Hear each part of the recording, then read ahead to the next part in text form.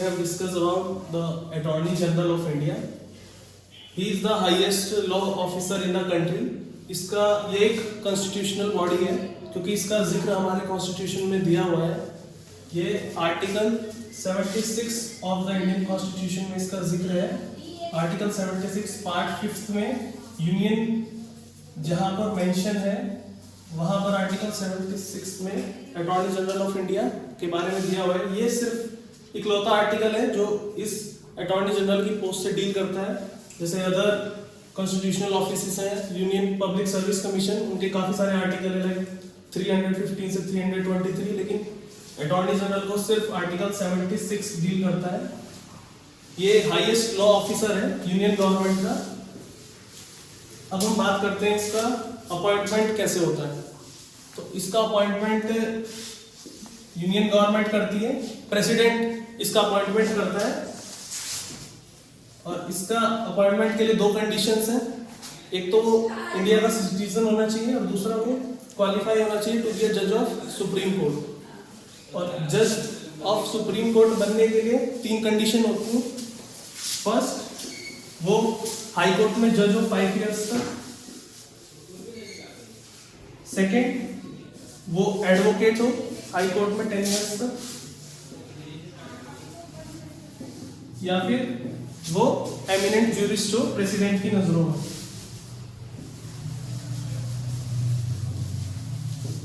ये eminent jurist वाला case सिर्फ सुप्रीम कोर्ट के जज के लिए होता है, हाई कोर्ट के जज के लिए नहीं होता. अब हम बात करते हैं इसके टर्म ऑफ ऑफिस की. ये जो अटॉर्नी जनरल ऑफ इंडिया है, ये इसका टर्म कोई फिक्स नहीं होता. इसको प्रेसिडेंट जब चाहे तब निकाल दे. तो ये जो है ऑफिस होल्ड करता है प्लेजर ऑफ प्रेसिडेंट की उस पर. तो जब चाहे प्रेसिडेंट इसको बाहर निकाल दे.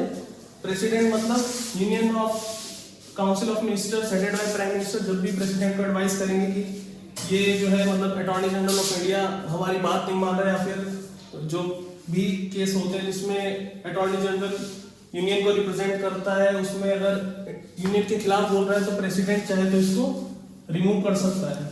तो इस पे एक बार क्वेश्चन आया था, कई बार एनडीए सीडीएस सीपीएफ में पूछा गया कि he is the whole time council of government.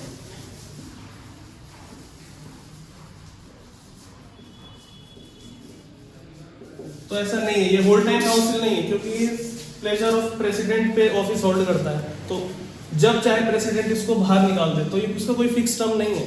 President जब चाहे इसको बाहर निकाल सकता है जब भी इसको union government headed by prime minister suggest करेगी. और इसकी सैलरीज वगैरह कुछ फिक्स नहीं होती जैसे अदर ऑफिस की होती है लाइक कंट्रोलर ऑडिटर जनरल, जहाँ पे कंसोलिडेटेड फंड ऑफ इंडिया से चार्ज की जाती है. लेकिन इसकी सैलरीज, पर्क्स, प्रिविलेजेस जो भी होते हैं वो सब प्रेसिडेंट डिटरमाइन करता है. अब इसका फंक्शन क्या है, इसके फंक्शन के बारे में हम थोड़ा समझेंगे कि इसका फंक्शन क्या है, क्या इसका काम होता है. तो इसका काम होता है जितने भी लीगल मैटर्स होते हैं यूनियन के, गवर्नमेंट के, तो उसमें एडवाइस करता है गवर्नमेंट को लीगल मैटर्स में. कोई भी लीगल मैटर्स होगा, तो जैसे अभी केस चल रहा है नीट कोटा को लेकर, ईडब्ल्यूएस का रिजर्वेशन को लेकर, तो उसमें फंक्शन ये अटॉर्नी जनरल ऑफ इंडिया का काम है कि यूनियन गवर्नमेंट को एडवाइस करे, उसको रिप्रेजेंट करे सुप्रीम कोर्ट में. और इसका सेकंड है कि जो भी इसको प्रेसिडेंट ड्यूटीज देगा, कि जैसे कहीं का बाहर केसेस होते हैं जिसमें यूनियन को रिप्रेजेंट करना होता है, डिफेंड करना होता है, तो उस सब में भी ये अपनी ड्यूटी परफॉर्म करेगा जो भी इसको प्रेसिडेंट असाइन करेगा. और आर्टिकल 143 में एडवाइजरी जुरिडिक्शन भी है सुप्रीम कोर्ट का, जिसमें सुप्रीम कोर्ट के जज को कंसल्ट कर सकता है प्रेसिडेंट. तो उसमें मीटिंग होती है जिसमें president attorney general of India को भेज सकता है, जिसमें अदर जजेस ऑफ सुप्रीम कोर्ट भी होंगे और वो सब बैठ के डिस्कस करेंगे. तो उसमें रिप्रेजेंट करेगा यूनियन को attorney general of India.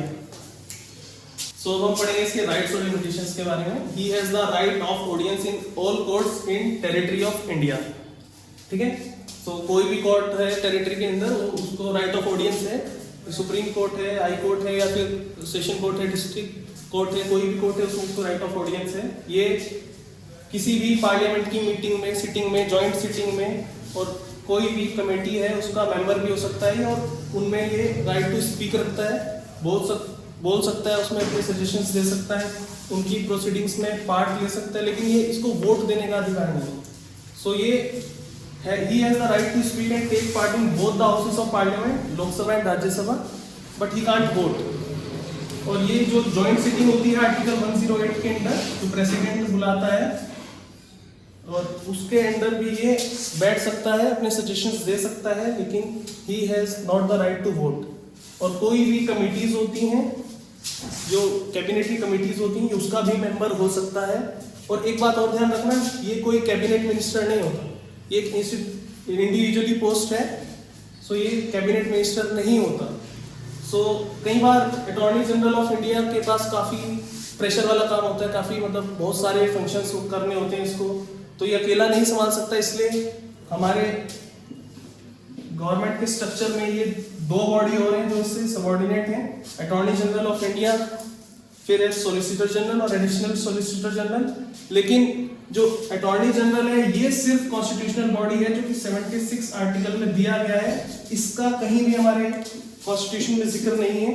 Solicitor general और एडिशनल सॉलिसिटर जनरल के बारे में कहीं भी हमारे कॉन्स्टिट्यूशन में नहीं दिया हुआ, हमारे कॉन्स्टिट्यूशन में सिर्फ अटॉर्नी जनरल के बारे में बताया हुआ है।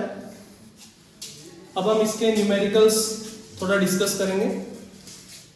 सो अब हम दो न्यूमेरिकल डिस्कस करते हैं, जो कि सीडीएस 2018 में पूछा गया था। पहला न्यूमेरिकल कि इसमें से कौन सी स्टेटमेंट जो है वो अटॉर्नी जनरल ऑफ इंडिया के बारे में सही है और कौन सी नहीं है। तो पहली स्टेटमेंट है, he is the first law officer of the government of India. तो ये बिल्कुल करेक्ट स्टेटमेंट है।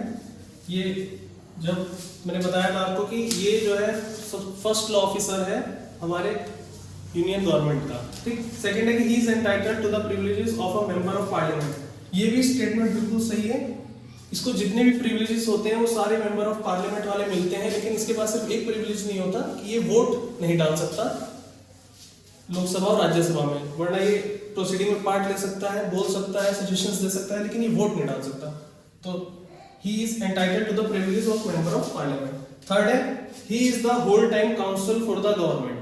ये स्टेटमेंट गलत है। मैंने आपको बताया था कि ये होल टाइम काउंसिल नहीं होता, क्योंकि ये जो अपना ऑफिस होल्ड करता है वो प्लेजर ऑफ प्रेसिडेंट पे करता है। प्रेसिडेंट जब चाहे इसको निकाल सकता है, तो पूरा 5 साल तक जरूरी नहीं है कि ये ऑफिस होल्ड करे। वैसे टेक्निकली ऐसा होता है कि जब यूनियन गवर्नमेंट इसको अपॉइंट कर दिए तो ये पूरे 5 साल तक रहता है, अगर कोई इसकी अनबन ना हो वो बात अलग। तो he must have same qualifications as are required to be जज ऑफ सुप्रीम कोर्ट। तो ये भी बिल्कुल सही स्टेटमेंट है कि इसके पास क्वालिफिकेशंस होनी चाहिए टू बी अ जज ऑफ सुप्रीम कोर्ट। अब हम सेकंड न्यूमेरिकल की तरफ देखते हैं। Consider the correct statements with respect to attorney general of India. So पहले he is appointed by president, बिल्कुल सही स्टेटमेंट है, इसको प्रेसिडेंट अपॉइंट करता है।